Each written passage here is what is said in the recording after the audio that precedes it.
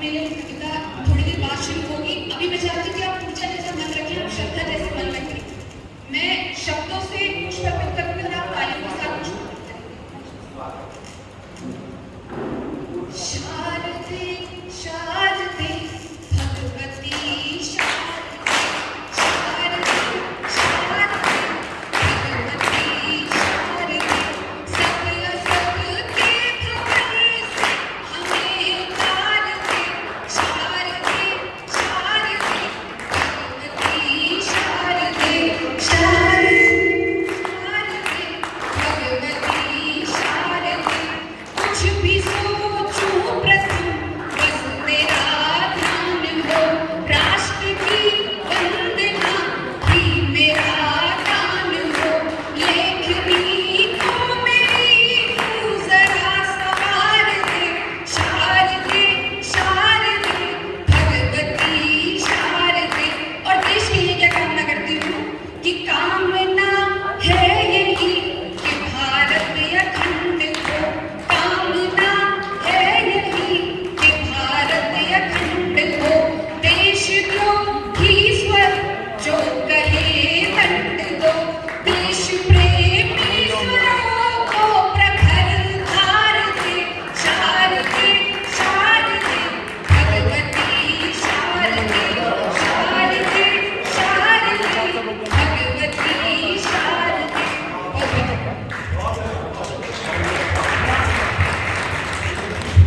बहुत ही बढ़िया और संक्षिप्त सी, बहुत सुंदर मधुर मां शारदा की वंदना इन्होंने की। हमारे देश है जो ये इतनी सारी समस्याओं से जूझ रहा है। अभी एक नेता हुए थे, चश्मा पहनते थे काले कलर का, साउथ के, करुणानिधि। उन्होंने कहा कि राम जी कौन थे, राम जी का राशन कार्ड लाओ हमको बताओ तो हम मानेंगे कि राम जी थे। और हमारी कांग्रेसी सरकारों ने उनको बहुत समर्थन दिया। मैंने उस समय एक कविता लिखी थी, आपको देता हूँ, सुनो, आपको मजा आएगा और आपको लगे। बच्चा बच्चा सुलग रहा है, हर मन में अंगारा है, कलयुग के रावण ने अपने राम जी को ललकारा। बच्चा बच्चा सुलग रहा है, हर मन में अंगारा है, कलयुग के रावण ने अपने राम जी को ललकारा है। वो रावण मत उठो हिंदुओं, इस अंधे का जूतों से सत्कार करो। एक आंख जो बची हुई है उसको भी बेकार करो। अपनी छुरियां चाकू बल्लम तलवारों पर धार करो। पवन पुत्र हनुमान सरीखा राक्षस का संहार करो। अरे तुम तो मानव हो, त्रेता में बंदर तक ने मारा है, कलयुग के रावण ने अपने राम जी को ललकारा। वो रावण मन का अंधा था, ये तन का भी अंधा है। और राम कृष्ण से बैर पालना इस अंधे का धंधा है।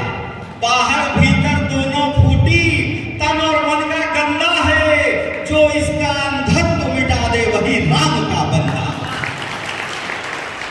दांत तोड़ दो इस विषधर के, अभी जो बस पुकारा है, कलयुग के रावण ने अपने राम जी को ललकारा। जय जय श्री राम। राम जी का एक कारवां तो चलता ही रहेगा। और देख रहे हैं आप, 2014 से कारवां रुका नहीं है। अभी अभी 5 राज्यों में फिर से राम की सरकार आ गई है और देश पूरा राम राज्य की ओर बढ़ रहा है। और ये सब आप लोगों के सहयोग से हो रहा है। और इसमें हम सारे कवि भी सहयोग करते जा रहे हैं। हमारे बीच में आदरणीय मनहर जी बैठे हुए हैं, जो देश भर में अपने गीतों, गजलों और मुक्तकों के सहारे राम जी के काम को आगे बढ़ा रहे हैं। मैं चाहता हूं कवि सम्मेलन की शुरुआत इस वरिष्ठ स्वर से करूं, जो आपको झुमा देने की भी ताकत रखते हैं और राम जी का प्रभाव आपके हृदय में बसा देने की भी ताकत रखते हैं। जोरदार तालियों से स्वागत कीजिए हमारे शिक्षकों से। धन्यवाद। माइक पर रखिए, थोड़ा कम कर दीजिए, आवाज को गूंज रही है, कम कर, आप उसको आप छेड़ना नहीं। मंच के सामने बैठे हुए श्रद्धेय बाबू को प्रणाम करता हूँ, सारे बंधुओं को प्रणाम करता हूँ, और संचालन और परिचालन और चालन करने वाले सभी मंच के साथियों को भी नमस्कार करता हूँ। महेश जी का आगमन हो रहा है तो कविता से शुरुआत करता हूँ। और ये क्योंकि बहुत छोटा सा एक कार्यक्रम के रूप में नियोजन करने का मन है, क्योंकि सुबह 6 साढ़े 6 बजे रथ वापस प्रस्थान होगा नांदेड़ के लिए, ऐसा हम लोगों ने तय किया है। संचालक को स्वतंत्रता है, वो थोड़ा ज्यादा भी बोल सकते हैं, लेकिन कभी कम कम बोलेंगे सत्तर। आप थोड़ी ताली वाली बजा दीजिए, मैं शुरुआत करता हूँ। भूल जाए दर्द और सितम जहाँ के सारे, थोड़ी देर काग सरी काग नहाइए, गीत जो गुनगुनाऊं सामने में आपके यहाँ, अच्छा वो लगे तो साथ साथ गुनगुनाइए। शब्द लय धुन भाव जितने भी याद रहे, उन्हें भी निरंतर के भीतर बसाइए। कविता जो सुनने का मूड अब वो चला हो, दोनों हाथ खोल जरा तालियां।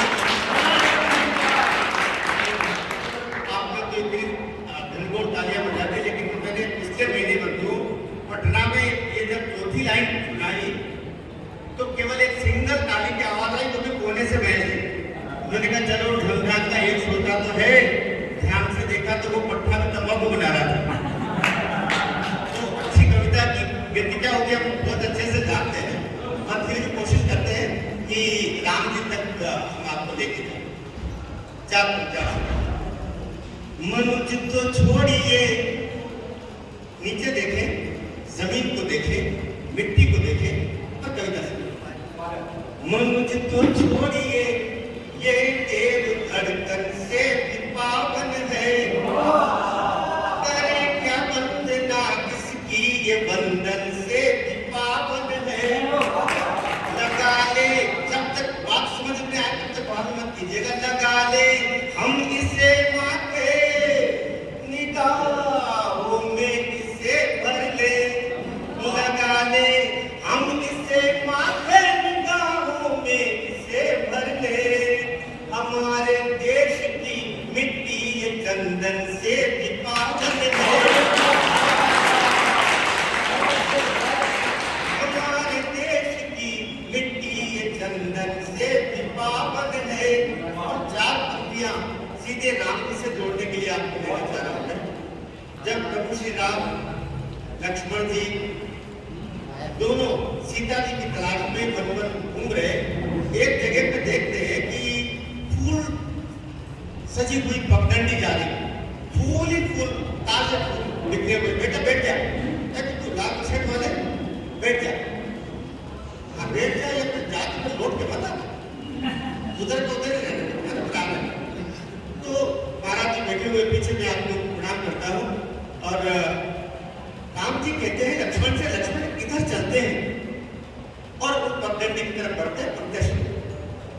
फूल सजी पगडंडी निहारते, फूल के भी बड़े भाग लिखे हैं। फूल सजी पगडंडी निहारते, फूल के भी बड़े भाग लिखे हैं। और आश्रम पे कई आश्रम थे, किंतु छोटी सी कुटिया पे जाके टिके हैं। आश्रम पे कई आश्रम थे, किंतु छोटी सी कुटिया पे जाके टिके हैं। तो झूठे किए हुए बेर सभी देखो, झूठे किए हुए बेर सभी देखो, झूठे उन बेरों के मोल बिके हैं। झूठे उन बेरों के मोल बिके हैं। और शबरी में ढीलनी देखे सभी, शबरी में ढीलनी देखे सभी, प्रभु राम को उसमें कौशल्या दिखे। प्रभु राम को उसमें कौशल्या दिखे, राम को उसमें थे गीता। पढ़ के अपनी तारीफ लंबा जाएंगे तो बहुत लंबे चले जाए। कहते एक दिन आह्वान का गिरले 2004 में एक लिखा गीत, बीच में मैंने छोड़ दिया था, लेकिन गीत तो वापस बनी शुरू। राम सेतु अभी राष्ट्रीय धरोहर तक नहीं है, विश्व धरोहर तो बहुत बात की। हमारी मांग है, एक हिंदू होने के नाते, सनातनी होने के नाते मांग है कि राम सेतु को जो सुप्रीम कोर्ट में विचाराधीन है कि उसको तोड़ दिया जाए, उच्चतम न्यायालय में स्थगन दिया हुआ है। हमारी मांग कि केंद्र सरकार, क्योंकि ये तो उस सरकार का काम है जिसको राम जी पर ही विश्वास नहीं था कि राम जी है भी सही कि नहीं, राम जी के अस्तित्व पर जिनको सवाल था, उस सरकार ने, अंबिका सोरेन ने जाके कहा कि हम राम जी को नहीं मानते, राम जगह को लेते कि नहीं, इसलिए राम सेतु को तोड़ दिया जाए। गडकरी जी आज बीच में अटल जी की सरकार में उन्होंने कहा तोड़ा नहीं जाएगा, लेकिन अभी भी उच्चतम न्यायालय में वह सवाल विचाराधीन है, इसको तोड़ा जाए या रद्द किया जाए, स्थगन है। मेरी मांग आप सबके और 135 करोड़ हिंदुओं के दम पर, जब 135 करोड़ कहता हूं तो वे लोग जो किन्हीं कारणों से अन्य धर्म में चले गए, उनके भीतर कि उन्हीं पूर्वजों का खून है जिनमें हमारे पूर्वज, उनके पूर्वज साथ साथ मंदिर जाया करते थे, उन्होंने पूजा पद्धति बदल ली, हमारे पूर्वजों ने नहीं बदली। आज हम मंदिरों में जा पा रहे हैं क्योंकि हमारे पूर्वजों ने हिम्मत रख के वो रास्ता नहीं चुना जो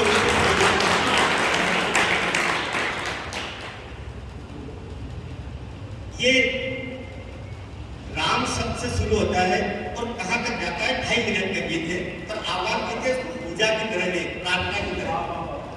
राम ने बनाया सेतु, राम ने बनाया सेतु कि तुम क्या तोड़ोगे, राम ने बनाया सेतु कि तुम क्या तोड़ोगे, रावण के तुम हेतु कि तुम क्या तोड़ोगे। अरे बड़े बड़े पत्थरों को फोड़ के बनाया ये, चींटियों ने कण कण जोड़ के बनाया ये, बड़े बड़े बड़े बड़े। अच्छा लगे प्रार्थना को ताली बजाते ही, ताली बजाने का फायदा ये भी होता है बीच में कोई मच्छर फंस जाता है, भर भी जाता है, ये पुण्य का काम भी हो जाता है। साथ में ताली देगा कि बड़े बड़े पत्थरों को फोड़ के बनाया ये, चींटियों ने कण कण जोड़ के बनाया ये, हनुमान बंदरों ने जोड़ के बनाया ये, हनुमान हनुमान हनुमान बंदरों ने जोड़ के बनाया ये, राक्षसों की गर्दनें मरोड़ के बनाया ये, आपने बनाया सेतु कि तुम क्या तोड़ोगे। आपने कभी उल्लेख किया करे कि एक दक्षिण के राज्य का नाम लेकर के अपने जीवन को पाप का भागीदार नहीं बनाता, काला चश्मा लगाते थे। उन्होंने कहा था कि राम जहाँ प्रमाण पैदा हुए उस अस्पताल का प्रमाण पत्र लेके आओ, जबकि सच्चाई ये है कि वो खुद जब पैदा हुए थे तो मोहल्ले भर के बापों ने मिठाई बांटी थी। अब ये सुमित का आपको बात समझ में आना कीजिएगा, मेरे राम कहाँ है, आपके राम कहाँ है। राम और माँ दोनों में जिंदगी गुजर जाती है, इस राम में सारा ब्रह्मांड समाये थे, वो राम कहाँ है। साथ दीजिएगा कि अंबर में राम जी है, थल में है राम जी, अंबर में थाली में है।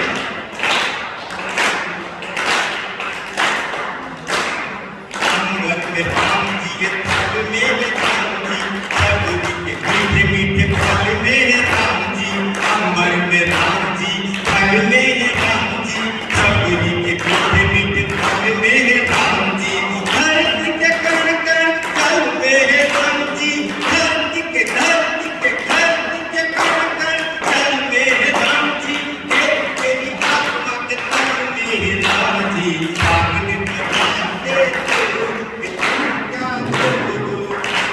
आखिरी की बात, ये गीत तो है ही छोटा, प्रार्थना के गीत है।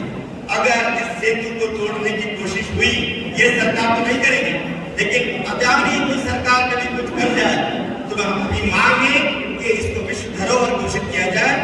और 135 करोड़ जब कहता हूं तो अफगानिस्तान में रहने वाले हमारे मुस्लिम भाई भी शामिल, पाकिस्तान में, बांग्लादेश में, सबको शामिल करता हूं। हमारी पूजा पद्धतियां जरूर बदल गई, लेकिन हमारे पूर्वज राम है, ये याद रखना है। और आपने की पक्के अगर सेतु को छोड़ने की और अगर जरा उसको टच करने की कोशिश की तो क्या जवाब देंगे हम लोग, सुनिएगा। रोकने को तुम्हें हनुमान चला आएगा, रोकने को तुम्हें हनुमान चला आएगा, रोकने को तुम्हें हनुमान चला आएगा, फिर चला आएगा, चला आएगा, चला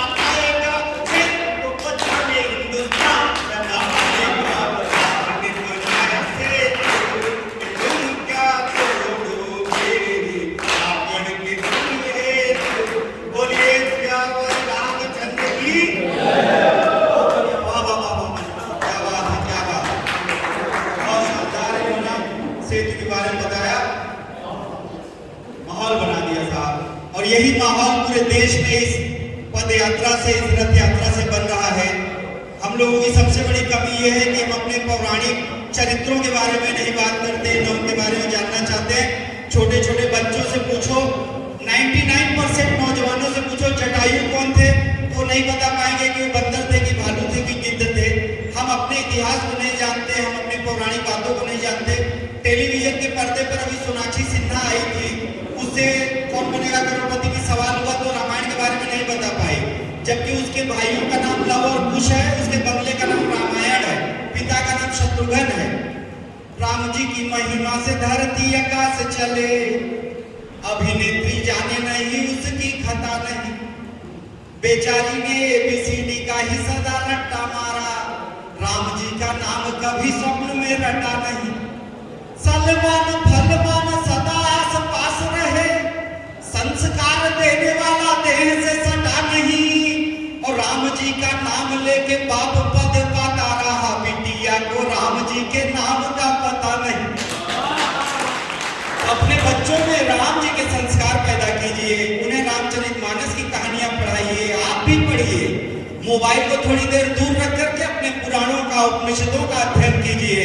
उनको वीर शिवाजी की गाथाएं सुनाइए, जीजा माता की कहानी सुनाइए, तब हिंदुस्तान अपने उस पुराने वैभव को फिर पा सकेगा, जिस वैभव पर वो सोने की चिड़िया कहलाता था और सारी दुनिया यहाँ पर लूटमार करने के लिए आती थी।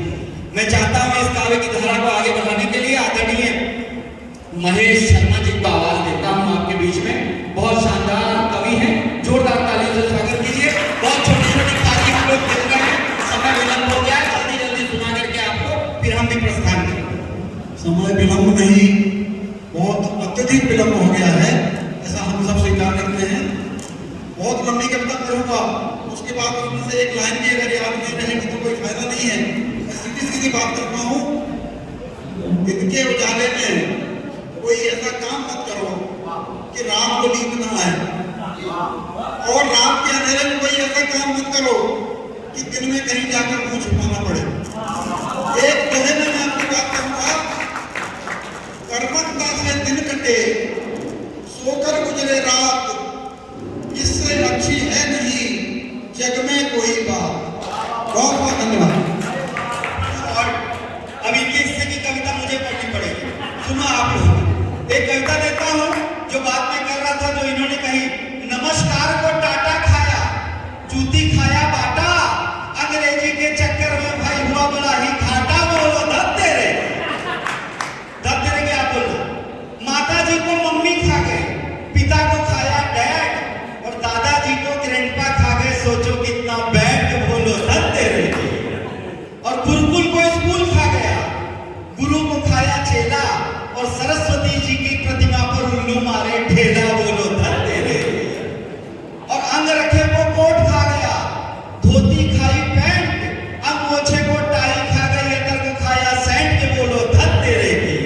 और रसगुल्ले को केक खा गया, दूध पी गया अंडा, दादू को टूथपेस्ट खा गया, छाछ पी गया ठंडा। बोलो धत तेरे की। और बातचीत को चेट खा गया, चिट्ठी पत्री नेट, हुतुतु को ताश खा गई, गुल्ली खाया बैठ के। बोलो धत तेरे की। और परंपरा को कल्चर खाया, हिंदी को अंग्रेजी, और दूध दही के बदले पीकर चाय बने हम लेजी। बोलो। अब आप लोगों की संख्या उतनी बची है जितनी देश की ईमानदारी बची है, और आपकी संख्या कम है तो आपकी आवाज इतनी जोरदार होनी चाहिए कि मुट्ठी भर ईमानदार तालियां बजाएं, तो बाहर लाखों बेईमानों को पता चल जाएगी ईमानदारी। राम भक्त की संख्या कम भी होना तो जब आवाज करे तो ऐसे करे कि 1.5-2 किलोमीटर तक जो सोए वो भी उठ के खड़े हो जाए कि राम भक्तों का कोई प्रोग्राम चल रहा है। प्रेम से बोलिए जय श्री राम। अब आपके बीच में मैं उन्हें आवाज देने जा रहा हूं। अभी तक तो आप लोग क्या है, हम लोग को खाली देख सुन सकते थे। अब एक ऐसे व्यक्ति को, ऐसी शख्सियत को बुलाओ जिनको आप देख भी सकते हो, सुन भी सकते हो। हमारी छोटी बिटिया है, देखने में भी इतनी सुंदर है, गीत भी इतना अच्छा सुनाती है, आपके हृदय को स्पर्श करेगी इनकी वाणी। जोरदार तालियों से आवाज देता हूं मैं कोमल वंश।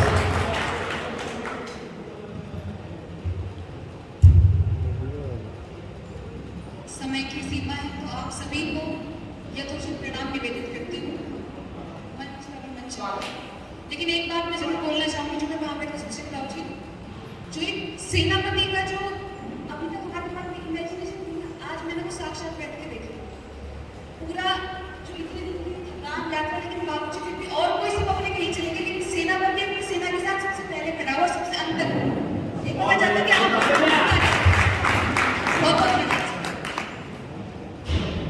अगर कर सके तो सिर्फ आधे ही मिनट में, जो लोग पीछे बैठे हैं बस थोड़ा आगे आगे बैठे, देखने में अच्छा लगेगा और इकट्ठे कर सके तो बस आधे मिनट में तुरंत। मैं सीधे सीधे पंक्तियां लिखती हूँ, सुनिएगा। कि जो सोए हैं असल में भाव की चादर लपेटे हैं। आप लोगों से मन से बात उठाते और आप लोगों तक पहुंचाते, सुनिएगा। कि जो सोए हैं असल में भाव की चादर लपेटे हैं, जिन्हें दरिया समझते हो समंदर को समेटे हैं, और जिनके रक्त में बहता है अपनी वीर सावरकर, जरा बतलाओ दुनिया को वो भारत माँ के बेटे। और देखिए क्या करते हैं कि कुछ लोग हैं जमीन को आसमां से जोड़ देते हैं, इस तरह वो जिंदगी का मोड़ देते हैं, और ये हुनर भी इस वतन के सैनिकों में है, छोड़कर इश्क की चुनरी तिरंगा ओढ़ लेते हैं। बहुत बहुत शुक्रिया। और क्योंकि जो परिसर है वो पूरा अध्यात्म का है और पीछे सबसे पीछे बाबा जी बैठे हुए हैं, तो मैं 4 लाइनें नहीं कितना पढ़ा है। अहम गठरिया जो शीश पे बांधी तो ठोकर लग जा प्रेम नगर में। अहम गठरिया जो शीश पे बांधी तो ठोकर लग जा प्रेम नगर में। ईश्वर प्रेम है, प्रेम ही ईश्वर, झुक के चलियो प्रेम नगर में। कंचन काया पल में माटी बन जा प्यारे, तू कौन भरम में। धन दौलत ये महल अटारी की कीमत कछुना है प्रेम नगर में। धन दौलत ये। बहुत बहुत शुक्रिया। और जो हमारे सैनिक सीमा पर खड़े हैं, मैं चाहती हूँ किसी भी कार्यक्रम में उनको याद किया जाए, तो मैं उन लोगों को समर्पित करती हूँ। मैं 2 छत रख कर सीधे सीधे अपने बात पढ़ कि मातृभूमि सेवा से बड़ा नहीं है कोई धर्म, देश प्रेम सर्वोपरि है ये जानते हैं हम, और संस्कार सभ्यता की सरजमी है आर्यवर्त भारत भूमि की पैदावार जानते हैं हम। कि मातृभूमि सेवा से बड़ा नहीं है कोई धर्म, देश प्रेम सर्वोपरि है ये जानते हैं हम, और संस्कार सभ्यता की सरजमी है आर्यवर्त भारत भूमि की पैदावार जानते हैं हम। तो शत्रुओं की सेना के समक्ष घुटने न टेके, युद्ध लड़ने की कला खूब जानते हैं हम। शत्रुओं की सेना के समक्ष घुटने न टेके, युद्ध लड़ने की कला खूब जानते हैं हम, और क्षमादान वाले संस्कार हैं हमारे, किंतु वक्त पड़े पर सुधारना भी जानते हैं। वक्त पड़े पर सुधारना भी जानते हैं। और अपने मुंह से छत रखना चाहते हैं, समय भी काफी हो चुका है। देखिएगा कि देश के प्रति भी कुछ कर्तव्य है तुम्हारा। अंतिम रूप से कोमल नाम आपको याद न रहे, लेकिन आप लोगों के चरणों में 4 पंक्तियां रखना चाहती हूँ, सोच के जाए, घर पे जाके समझें कि देश के प्रति भी कुछ कर्तव्य है तुम्हारा। मातृ भारती के दुख दर्द बांट लीजिए, किसी अबला की अस्मिता पे चोट करते हो ऐसे आतताइयों के बाद छाट लीजिए। किसी अबला की अस्मिता पे चोट करते हो ऐसे आतताइयों के बाद छाट लीजिए। और भ्रष्टाचार करने में जो कोई भी शामिल हो, खड़ी अपनी सबकी घाट लीजिए। और गाय जो न मातरम बोले ना भारती की जय, ऐसे देशद्रोहियों की जीत काट लीजिए। गाय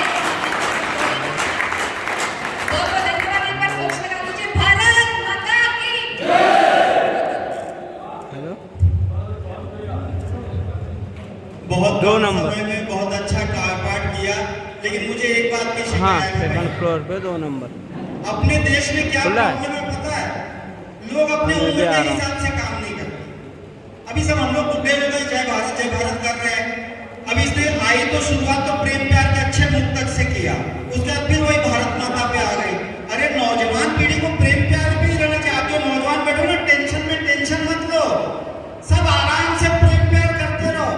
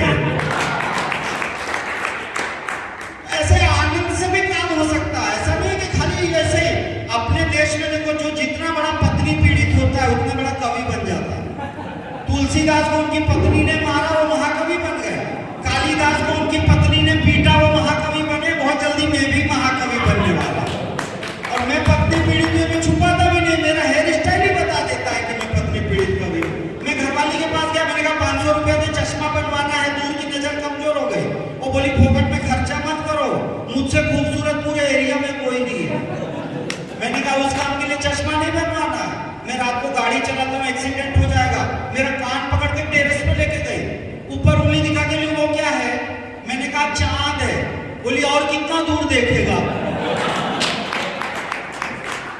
तो ऐसे कवि बनने के पीछे ये सब भी होता रहता। हम लोग तो छंद लिखते हैं, करवा चौथ का व्रत किया मेरी पत्नी ने, बोली व्रत करने को नारी शक्ति चाहिए, और बड़ा भारी व्रत है सब कर सकते नहीं, इसे करने के लिए शुद्ध मति चाहिए। नई चीजें इस दिन यूज करती है सभी, नई साड़ी नया हार नई जूती चाहिए। मैंने कहा बस करो इतना न कह देना तुम भी पुराने हुए, नया पति चाहिए। ऐसे हास्य की धारा में भी चल सकते हैं। ऐसी बात नहीं, जो नौजवान पीढ़ी बैठी ना उसको समझाने के लिए मैं भी टेलीविजन चैनल पे गया था, गीत लिखा था, इकरार तौबा तौबा इनकार तौबा तौबा, अरे आजकल की लड़कियों से प्यार तौबा तौबा। होटल में रोज जाना, महंगाई का जमाना, हर चित्रपट दिखाना, आइसक्रीम भी खिलाना, जेब ये फट जाती है हर बार तौबा तौबा, अरे आजकल की लड़कियों से प्यार तौबा तौबा। दिखने में, अभी देखो कारण बता रहा हूँ, प्यार सोच समझ के क्यों करना। दिखने में खूबसूरत, असली नहीं ये मूरत, मेकअप चढ़ा हुआ है धोने की है जरूरत, मेकअप हटा दो निकलेगी भंगार तौबा तौबा, अरे आजकल की लड़कियों से। तो कवि सम्मेलन में से आनंद के भी अवसर आने चाहिए। ऐसा नहीं खाली भारत माता कर करके तुम लोग के प्राण पी लो, ये भी करो वो भी करो। जो भी समाज में जरूरी है, भगवान राम ने क्या किया, संतुलन बना करके चले, जहाँ जिस चीज की जरूरत ना हो वो चीज की, तो ऐसा काम करते हैं। बहुत सारे कवि भी वही रास्ता आपको बता रहे हैं। हास्य की भूमिका मैं इसलिए बता रहा था कि मैं हास्य के बहुत महारथी कवि आदरणीय अशोक बत्रा जी को आवाज देने जा रहा हूँ, जो आपको थोड़ा हंसाएंगे, उगाएंगे और वो संदेश देंगे। जोरदार ताली से स्वागत कीजिए अशोक बत्रा।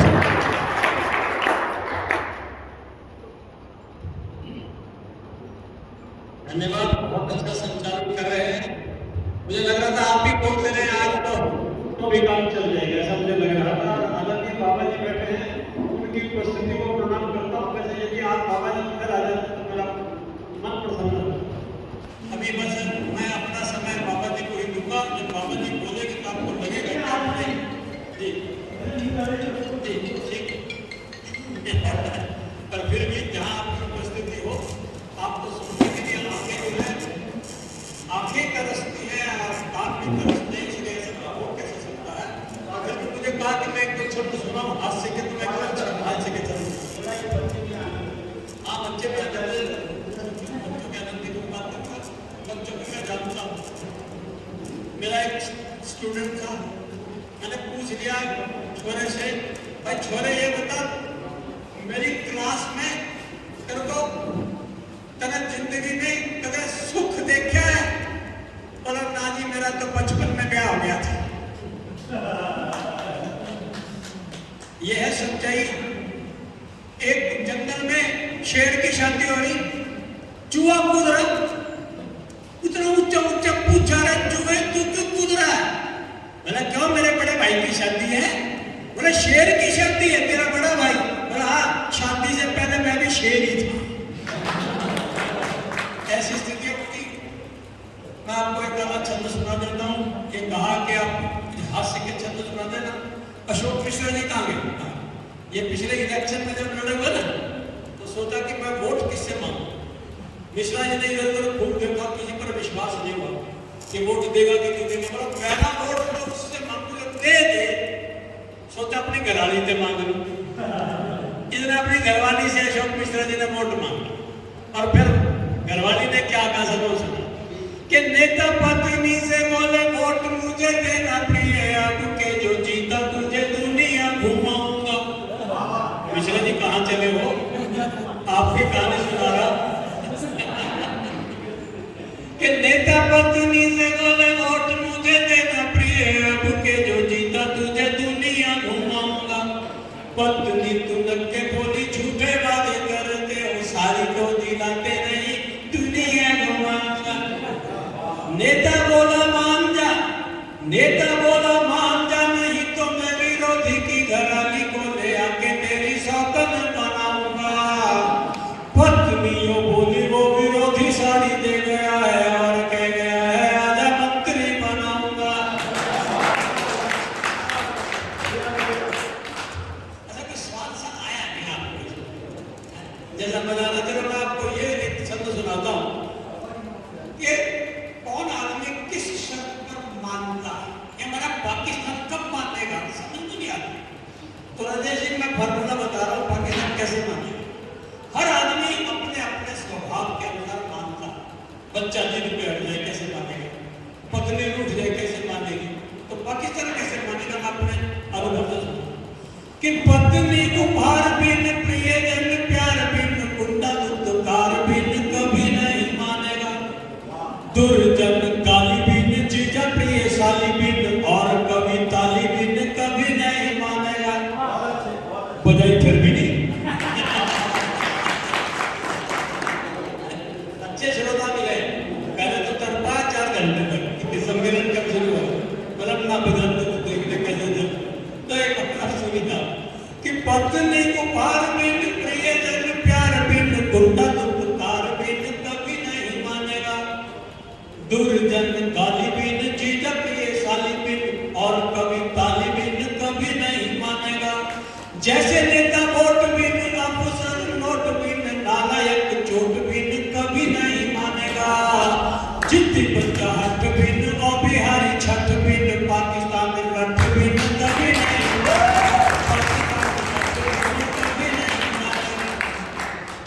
मित्रों, आजकल का जमाना ऐसा आ गया कि एक लड़का और एक लड़की का रिवाज हो गया। महेश जी, एक लड़का लड़की होने से समस्या ये होगी कि बड़े प्यारे प्यारे रिश्ते गायब हुए। ससुराल में साड़ी रहेगी, एक लड़का एक लड़की दूर लाया, लड़की की शादी करके ले गया, ससुराल में साड़ी नहीं रहेगी। साड़े रह जाए ससुराल में जाओ, उबासी आती है। भगवान की कृपा से 2-3 दिन सारी है, कोई दिक्कत नहीं है।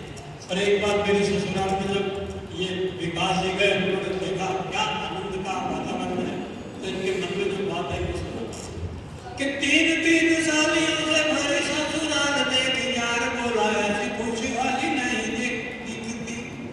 एक छोरा एक छोरी का ही है रिवाज, जहाँ साले मिलते हैं वहाँ साली नहीं। रूठ के वो बोला मेरे ससुरे ने नाश किया, वरना तुझे क्या एक साली नहीं मिलती। मैं बोला तो शुक्र है एक भ्रूण छोड़ दिया, वरना तुझे ये घर वाली नहीं मिलती, वरना तुझे ये घर वाली नहीं मिलती। मित्रों, हम लोग की आज ये कवि सम्मेलन बहुत देर बाद शुरू हुआ, बाबा जी को भी हमने सुनना है। तो एक तो छंद श्री रामचंद्र जी के प्रति समर्पित करके मैं लालच को जगह दूंगा। तो रामचंद्र जी ने, आप उनका जीवन देखिए, कितने लोभ के मौके आए। एक नेता कुर्सी मिल जाए छोड़ता नहीं है। रामचंद्र जी ने पहले किष्किंधा जीती, छोड़ दी। अवध में राज मिला, पिता ने कहा जाओ, लालू प्रसाद जी ने मुकदमा कर देते, आराबड़ी को बिठा देते, खुद चले जाते। रामचंद्र जी ने गद्दी छोड़ दी, लंका जीती छोड़ दी। तो मैंने रामचंद्र जी के व्यक्तित्व पर कुछ लिखा कि लोभ देखता रहा कि राम को लुभाऊं कैसे, किंतु हाय खाली हाथ माथ पीटता रहा। लोभ देखता रहा कि राम को लुभाऊं कैसे, किंतु हाय खाली हाथ माथ पीटता रहा। वानरों का राज्य जीत सत्ता वानरों को दे दी, राम खुद खुले में बारिशों में भीगता रहा। लंका को भी जीत लंका दे दी लंका वासियों को, राम जन्मभूमि के ही प्रेम में रमा रहा। रूप माधुरी से सुंदरी ने मोहा तो बहुत, किंतु राम जानकी के प्रेम में रमा रहा, किंतु राम जानकी के प्रेम में रमा रहा।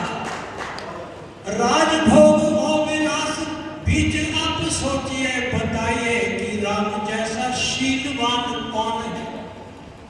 राक्षसों के जाल में फंसी हुई प्रियासिया को शौर्य से छुड़ाने वाला शौर्यवान कौन है।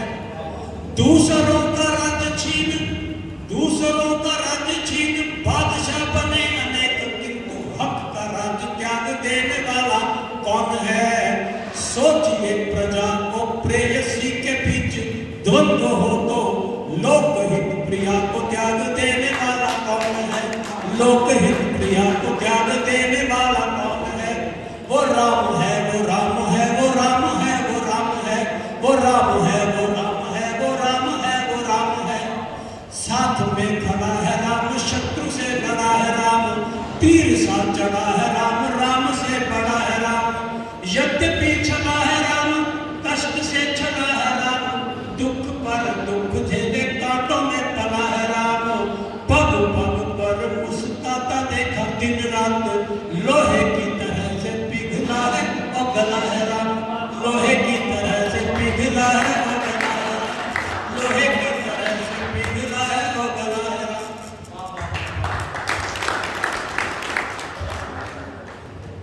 इस समूचे वायुमंडल में असंख्य बार राम नाम का उद्घोष जो हो रहा है, जिसका निमित्त ये राष्ट्रीय कवि संगम बना है। और राष्ट्रीय कवि संगम के जो दो मजबूत स्तंभ जो कभी मंच पर नहीं बैठते, सामने बैठते हैं, एक तो आदरणीय जगदीश मित्तल जी हैं जो राष्ट्रीय कवि संगम के राष्ट्रीय अध्यक्ष हैं। मैं एक कतरा हूँ, तूफान से जंग लड़ता हूँ, मुझे बचाना समंदर की जिम्मेदारी है, करो दुआ की सलामत रहे मेरी हिम्मत, मेरा चिराग कई आंधियों पे भारी। इस अकेले आदमी ने एक ऐसी राष्ट्रभक्ति की, राष्ट्र जागरण धर्म हमारा, ये नारा पूरे हिंदुस्तान में इस तरह से फैला दिया है कि छोटे छोटे बच्चों से लेकर के 100-100 साल के बूढ़े तक राममय होते जा रहे हैं। और दूसरा जो शख्स हमारे बीच में है, जो आगे की कुर्सी पे भी नहीं बैठता, हमेशा पीछे की कुर्सी पे बैठता है, वो आदरणीय बाबा सत्यनारायण मौर्य जी पीछे बैठे हैं। मैं चाहता हूँ एक बार आप भी खड़े हो जाओ मेरी मान देके।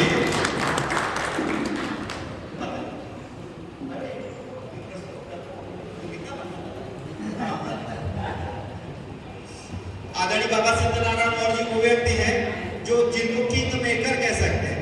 मैं जितनी बार अमेरिका गया हूँ, मुझे इन्होंने ही भेजा है। मैं अमेरिका में गया। अच्छा, मैं एक कविता आपको सुनाता हूँ इनकी भूमिका के लिए, क्योंकि मेरा भी पार्ट उसी में हो जाएगा, क्योंकि ये अंतिम कवि है। मैं अमेरिका गया हूँ, एक कविता अभी मेरे दिमाग में आ गई, आपको सुनाता हूँ। आपके भी बहुत काम की चीज है। अमेरिका में मुझे आदमी मिला, उसने कहा आई हेट इंडिया। मुझे बहुत तकलीफ हुई। मैंने कहा आप हिंदुस्तानी होकर हिंदुस्तान से नफरत क्यों करते? वो बोला मैंने यहाँ पर, मैं 35 साल पहले हिंदुस्तान आया, मैंने यहाँ डॉलर का पहाड़ खड़ा कर दिया, फिर मैं हिंदुस्तान वापस गया कि इन पैसों का हिंदुस्तान की बेहतरी के लिए उपयोग करूं, लेकिन हिंदुस्तान में इतनी पॉपुलेशन है, इतना पॉल्यूशन है, इतना करप्शन है, मुझे वापस आना पड़ा। मैं हिंदुस्तान जाना नहीं चाहता। मैंने कहा क्या आपका कोई वहां नहीं रहता? उसने कहा मेरे माँ और बाप जामनगर के पास कोई गाँव बताया, वहां रहते हैं, मैं उनको पैसे भेज देता हूँ, लेकिन मैं जाना नहीं चाहता। हम में से बहुत लोग ऐसी गलती करते हैं। हम अपने बुजुर्गों के लिए उनकी सुख और सुविधा की सारी चीजें जुटा देते हैं, लेकिन उनसे बात करने के लिए हमारे पास टाइम नहीं होता। मैं तो नौजवान पीढ़ी से हाथ जोड़कर एक ही बात कहता हूँ कि जब तुम्हें बोलने नहीं आता था, तुम्हारे इन्हीं बूढ़ों ने लाड़ से तुम्हें बोलना सिखाया। आज अगर तुम्हें बोलने आता है और तुम इनसे नहीं बोलते, इससे बड़ी दुर्भाग्य की कोई बात नहीं सकती। क्योंकि जिंदगी की धूप में भटकने वाले पैरों में जब छाले पड़ जाते हैं और सर पर माँ का साया नहीं होता, तो उन छालों से यही आवाज आती है कि सूरज की जलती किरणों पर बादल रख देती, माँ होती तो मेरे सिर पर आंचल रखती। जब दिन भर भटक के आदमी घर पे आता है ना, तो घर वाली पूछती है पूरा दिन बाहर था, कुछ कमाया कि नहीं? तो माँ सोचती है बेटा पूरा दिन बाहर था, कुछ खाया कि नहीं? दुखाया दिल को कितनी बार माँ कब याद रखती है, भले गलती करो 100 बार माँ कब याद रखती है। दवाई कितने की लाए बता देते हैं हम बच्चे, पिलाया दूध कितनी बार माँ कब याद रखती है। मैं एक छोटी सी कविता आपको देता हूँ। केवल जो आदमी विदेश चला गया वही विदेशी नहीं है। हम में से बहुत से लोग अपनी जन्मभूमि छोड़कर दूसरे प्रांतों में चले जाते हैं, दूसरे राज्यों में चले जाते हैं। मैं बनारस छोड़ करके मुंबई चला गया। आप में से भी बहुत लोग अपना घर छोड़कर जालना आ गए होंगे। आप सब विदेशी हैं, अपनी उस मिट्टी को कभी मत भूलना। ये कविता सुनो जो मैंने अमेरिका में वो केवल एक उस आदमी के लिए लिखी थी। शाम को मैंने सुनाया तो उसने आकर के कहा कि मैं अगले ही महीने हिंदुस्तान जाऊंगा। तब मुझे लगा मैंने अच्छा लिखा, वो कविता आपको दे रहा हूं। मैं आया हूँ हिमालय से लिए कुछ प्यार की बातें, जो रहता है तुम्हारे दिल में उस संसार की बातें। सुनो बातों को मेरी गौर से कुछ कह के जाऊंगा, चला जाऊंगा लेकिन याद तुमको परसों आऊंगा। मेरी झोली में है प्यारो तुम्हारा खेलता बचपन, मैं लाया हूँ तुम्हारे वास्ते यादों का एक तर्पण। बहुत छोटा किसी कोने में एक मासूम सा घर था, जहाँ पर माँ की झिड़कन थी, जहाँ पापा का भी डर था, जहाँ भैया से रूठे थे, जहाँ बहना से झगड़ा था, जहाँ होली दिवाली में हुआ हुड़दंग तगड़ा था। मगर एक दिन हुआ ऐसा नहीं अनुमान था जैसा, नियति ने जाल फैलाया, नजर में बस गया पैसा। तुम्हारी चाहते तुमको पराए देश ले आई, जहाँ शीतल सुगंधित हर घड़ी बहती है पुरवाई, जहाँ हर रात दिवाली, जहाँ हर रोज है होली, सफलता की तुम्हारे माथ पर लगती रहे रोली। तुम्हारा धन, तुम्हारा यश, तुम्हारा ही बरसा वैभव, करे परमात्मा बढ़ता रहे विष्णु भरा कलराव। तुम्हारे भाग्य में थे चांद तारे, तुमने वो पाए, मगर ऐसा न हो कि देश की मिट्टी बिसर जाए। तुम्हारे भाग्य में थे चांद तारे, तुमने वो पाए, मगर ऐसा न हो कि देश की मिट्टी बिसर जाए। इसी मिट्टी की मूरत पूछती थी मीरा दीवानी, इसी मिट्टी में बहता है हमारी गंगा का पानी। वही पानी तुम्हारी माँ की आंखों से बरसता है कि जिसका दिल तुम्हारे प्यार की खातिर तरसता है। दुआएं बांटती है किंतु आंखों में है सूनापन, वो आंखें ढूंढती फिरती तुम्हारा चुलबुला बचपन। तुम्हारी बहन की राखी तुम्हें कहती है आ जाओ, कभी सावन के हाथों से वो धागा तो बंधा जाओ। तुम्हारे पापा कहते हैं कोई चिंता नहीं करना, जहां भी रहते हो बेटे वहां हरदम सुखी रहना। मगर दिल को कोई उनके मुट्ठी में दबाए है, हमेशा सोचते हैं कब हमारा लाल आए। तुम्हारे देश की मिट्टी तुम्हें अब भी बुलाती है, तुम्हारी माँ भी लोरी रोज फोटो को सुनाती है। तुम्हारे देश की आबादी अब भी भूखी सोती है, कहीं पर रोती है सलमा, कहीं पर सीता रोती है। सुनाऊं और क्या सुनूं, अभी ये हाल है सच्चा, बुझाने भूख की ज्वाला को माए बेचती बच्चा। तो अभागे गांव का ढाढ़स बंधाने कौन आएगा, दिलों में प्रेम का दीपक जलाने कौन आएगा। यहाँ परदेश में तुम खेलते हो सोने चांदी में, वहां माँ बाप की मिट्टी उठाने कौन आएगा। अभागे गांव का ढाढ़स बंधाने कौन आएगा, दिलों में प्रेम का दीपक जलाने कौन आएगा। यहाँ परदेश में तुम खेलते हो सोने चांदी में, वहां माँ बाप की मिट्टी उठाने कौन आएगा। उठो जागो तुम्हारे हाथ में ताकत है, तन जाओ, माँ सीता भारती के वास्ते हनुमान बन जाओ। करे परवाज ऊंचाई पे चाहे जो परिंदा हो, चला जाए जमाने से पर उसका नाम जिंदा हो। आन बान और शान रखो, बाइबिल वेद कुरान रखो, गीता का भी ज्ञान रखो, पर दिल में हिंदुस्तान। ऐसी ही भाषवर्षी कविता सुनाने के लिए जो पूरे देश में मशहूर है और जिनके स्वर का माधुर्य आपके हृदय को स्पर्श कर लेगा, ऐसे आदरणीय विकास यश कीर्ति जी को आवाज दे रहा हूं इस सभा के अंतिम कवि के रूप में। इसके बाद आदरणीय बाबा सत्यनारायण मौर्य जी मंच पर आएंगे और 2 मिनट का आशीर्वचन देंगे, देना ही पड़ेगा। आप लोग बाबा के लिए ताली बजाओ।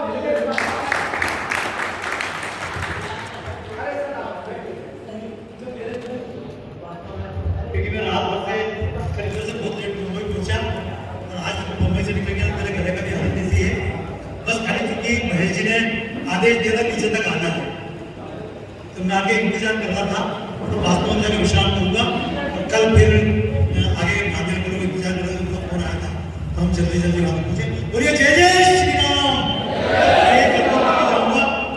मेरी जगह एक कविता महेश जी आपको सुनाएंगे, जोरदार ताली बजाइए। मेरा आदरणीय बाबा जी से अनुरोध है कि गीत 2 मिनट के लिए अगर आप समय दें तो।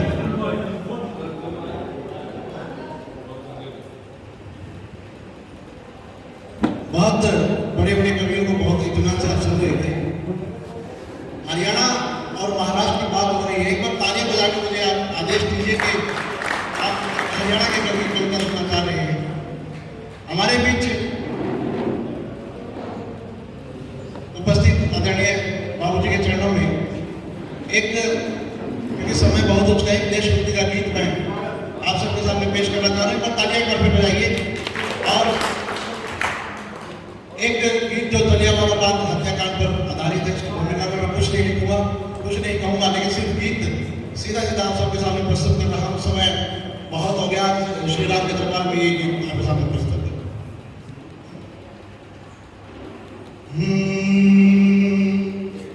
कैसे मीठे गीत सुनाऊं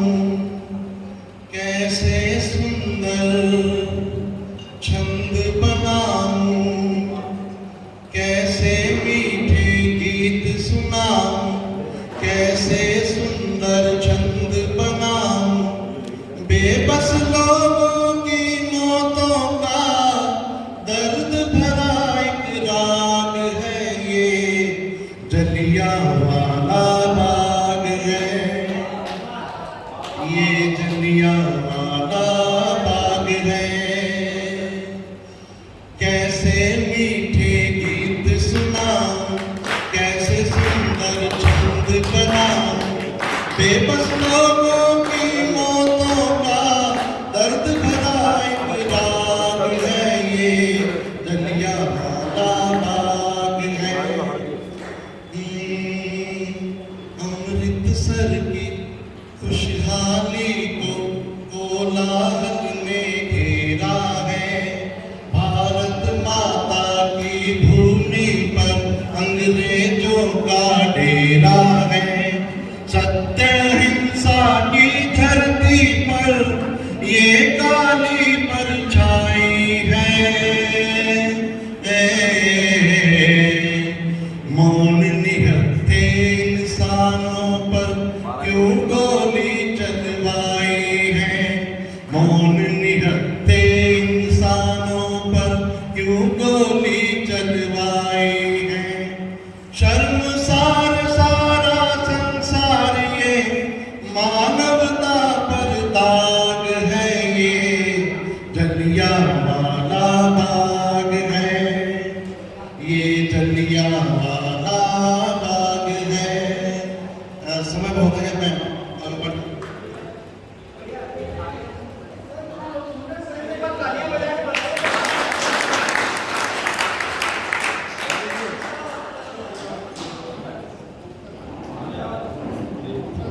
कुछ मुक्तक मुझे सुनाने का मन से आदेश हुआ है, आप लोग मन से सुन रहे हैं मुझे लग रहा है।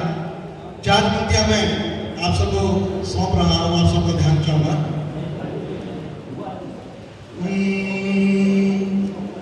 दर्द का दरिया मेरा गहरा समंदर हो गया, दर्द का दरिया मेरा गहरा समंदर हो गया, क्या हंसा एक पल के हंसना भी बवंडर हो गया, खुश बहुत था मैं कभी ये ईंट पत्थर जोड़ कर, पर मकान को घर बनाने में मैं खंडहर हो गया,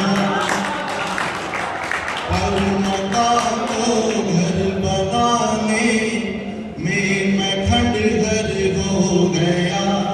जी शुक्रिया, धन्यवाद। बहुत ही शानदार ढंग से आप लोगों ने सिर्फ आइए निकल। मैं एक बात कहना चाहता था, उसके बाद आभार कराता हूँ।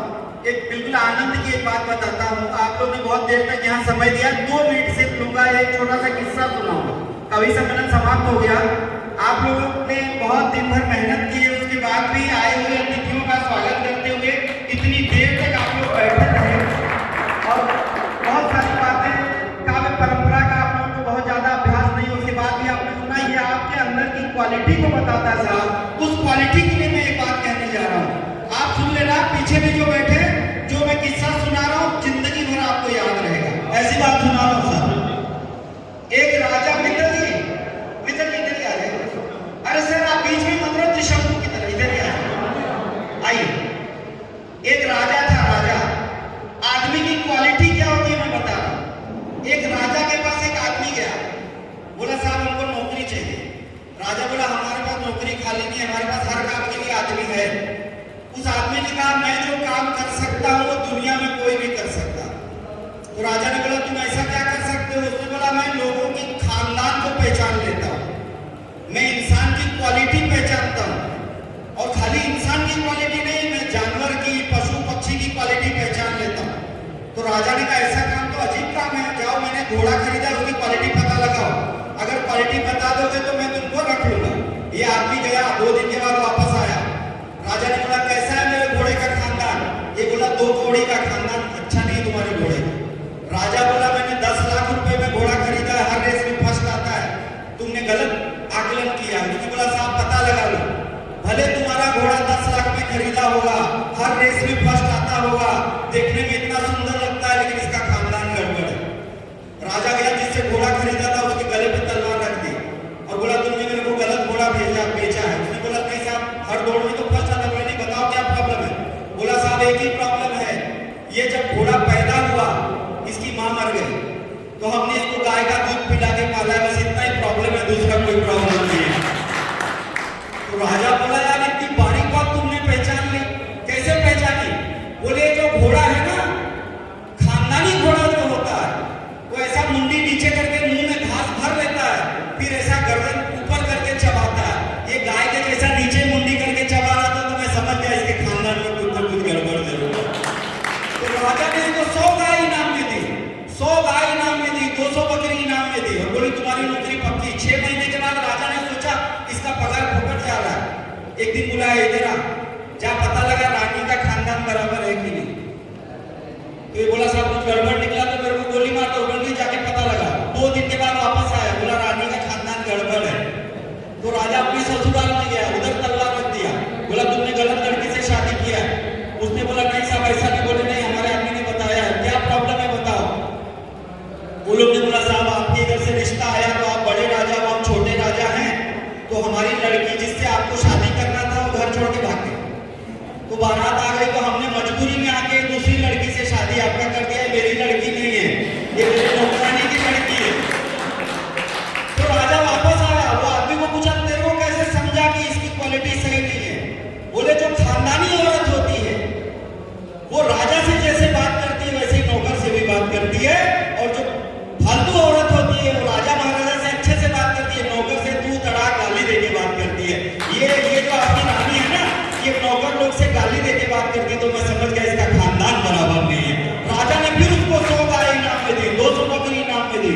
फिर 6 महीना बीता, तो एक दिन राजा ने सोचा पगार फुकट जा रहा, बोला इधर आ, बता मेरा खानदान सही है कि नहीं। वो बोला साहब मैं नौकरी छोड़ के जा रहा हूँ, मैं नहीं बता सकूंगा। बोले नहीं तुमने पगार दिया तो तुम बताना पड़ेगा, नहीं तो अभी मैं गला काट दूंगा, बताना पड़ेगा। बोले साहब देखो आपका खानदान जो है ना, जाके पूछ लो आपका खानदान फालतू है। तो राजा बोला मैं इतना बड़ा राजा हूँ, दुनिया भर में शासन करता हूँ, मेरा खानदान फालतू है। मुझे जाके पता लगा, अपनी माँ के पास गया, अब तलवार खुद के गर्दन पे रख ली। बोला कि मुझे वो पता चला मेरा खानदान सही नहीं, अभी मेरे को बताओ। तो रानी रोने लगी, उसकी माँ बोली कि तुम्हारे पिताजी राजा थे, मैं गरीब घर की थी, बहुत सुंदर थी, उन्होंने जबरदस्ती मेरे से शादी कर लिया, लेकिन मेरा प्यार एक गड़ेरिया के साथ में था जो गाय गोरू चराता है। तो शादी के बाद नौकर बन के इधर आया हमारे ससुराल में, और तुम उसी की औलाद हो। तो राजा रोते रोते गया, अपने सिंहासन पे बैठ के रो रहा था। वो आदमी आया, बोला साहब काही चूक झाली असेल तर क्षमा करा आम्हाला, ते आमचं काम होतं म्हणून आम्ही केलं। असं काय मी मराठी बोलायला शिकलो कारण मी मुंबईत राहतो, तिथे राज ठाकरे पण आहे, तर मार खाण्यापेक्षा शिकून घेतलेलं बरं की नाही। तो बोले कि तुमने कैसे समझा कि मेरा खानदान बराबर नहीं है, मैं इतना बड़ा राजा हूँ, दुनिया भर में शासन करता हूँ। तो उस आदमी ने कहा कि भैया जो असली राजा होता है वो जब किसी से खुश होता है तो उसको जागीर देता है, महल देता है, अपने गले की मोती की माला तोड़ के दे देता है। तू साला गड़ेरिए की औलाद गाय दे रहा है, बकरी दे रहा है, मुर्गी दे रहा है। तो पहले दिन जैसे तूने मेरे को गाय बकरी दिया, मैं समझ गया तू गड़ेरिए की औलाद है, तू राजा की औलाद नहीं हो सकता। तो आप लोग भले किसी भी तबके से आते हो, लेकिन आप सभी राजा के बच्चे हैं, क्योंकि इतनी रात तक आप लोगों ने हमारा इतना साथ दिया। एक बार जोरदार ताली अपने